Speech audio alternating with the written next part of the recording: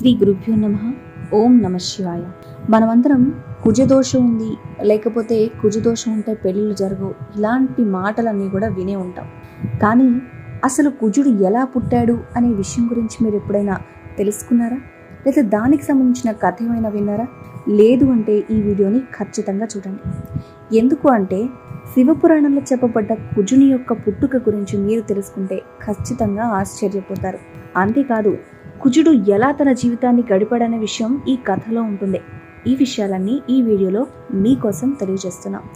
నిజానికి దక్షయజ్ఞ సమయంలో సతీదేవి తనను తాను భస్మం చేసుకుంది. ఆ తర్వాత శివుడు సతీ వియోగం భరించలేక తపస్సులోకి వెళ్ళాడు అన్న సంగతి అందరికీ తెలుసు కదా. అయితే తపస్సులో ఉండి శివుడు తీవ్ర సమాధి సమయంలో ఉన్నప్పుడు ఒక విచిత్రమైన సంఘటన జరిగింది అని చెప్తారు. ఇంతకీ ఏమిటా విచిత్రమైన సంఘటన? దానికి కుజుని పుట్టుకకు సంబంధం ఏంటి, ఎలా జరిగింది అనేదే ఇప్పుడు మనం చూడబోతున్నాం. నిజానికి శివుడి లలాటం అంటే నుదురు భాగం నుంచి కొంత చెమట పుట్టిందట. అయితే ఆ చెమట నేల మీద పడింది. వెంటనే ఆ చెమట శిశువుగా రూపాంతరం చెందిందట. అయితే ఎందుకు ఆ శిశువు ఎలా ఉన్నాడు అంటే 4 భుజాలు ఉన్నాయి అతనికి. అరుణవర్ణంతో మెరుస్తున్నాడు. దివ్య కాంతితో చాలా అందంగా ఉన్నాడట. నిజానికి ఆ శిశువు ఏడుస్తూ ఉన్నాడట పుట్టిన వెంటనే.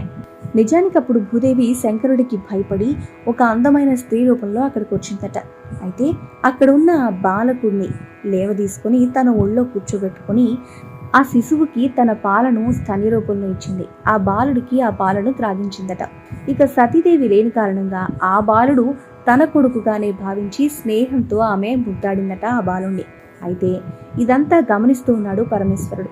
అయితే శివుడు ఆ భూదేవి చేసిన వృత్తాంతాన్నంతా కూడా గమనిస్తూనే ఉన్నాడు. శివుడు చాలా సంతోషం చెందాడు. చిరునవ్వుతో శివుడు భూదేవితో ఇలా అంటున్నాడు: భూదేవి, నువ్వు చాలా ధన్యురాలవి. ఆధ్యాత్మిక, ఆది భౌతిక, ఆది దైవిక ఈ తాపత్రయాలేవి లేకుండా ఈ బాలుడు నీ పేరుతోనే వర్ధిల్లుతాడు అని చెప్పాడట పరమేశ్వరుడు. అయితే ఎప్పుడైతే నా యొక్క చెమట నీ మీద పడిందో నీ నుంచి పుట్టాడు ఈ బాలుడు. కాబట్టి ఈ బాలుడికి కుజుడు అనే పేరుతో ఇకపై వర్ధిల్లుతాడు అని చెప్పాడు. అయితే భూమిని దానం చేసే గుణవంతుడవుతాడు అని చెప్పాడట కుజుడి గురించి.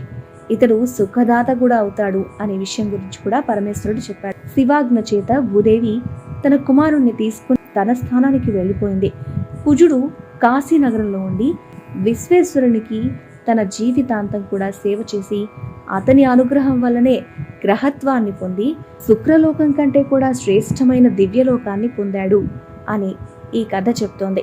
నిజానికి కుజుడు అంటే భయపడుతూ ఉన్నారు ఈ మధ్య కాలంలోనే అందరూ. ఎందుకంటే కుజదోషం అనే మాటని మనం పదే పదే వింటున్నాం. కానీ కుజుడు సుఖదాత కాగలడు అని పరమేశ్వరుడు చెప్పిన మాట మీలో ఎంతమందికి తెలుసు? కుజుని పుట్టుక, అలాగే పరమేశ్వరుడు కుజునికి భూదేవికి ఇచ్చిన వరాలు, ఈ వృత్తాంతంలో మనం తెలుసుకున్నాం కదా. ఈ వీడియో కనుక మీకు నచ్చినట్టయితే లైక్ చేయండి, మీకు తెలిసిన వాళ్ళకి ఈ వీడియోను షేర్ చేయండి. అలాగే మా ఛానల్ను ఇలాంటి మరిన్ని వీడియోల కోసం సబ్స్క్రైబ్ చేసుకోండి.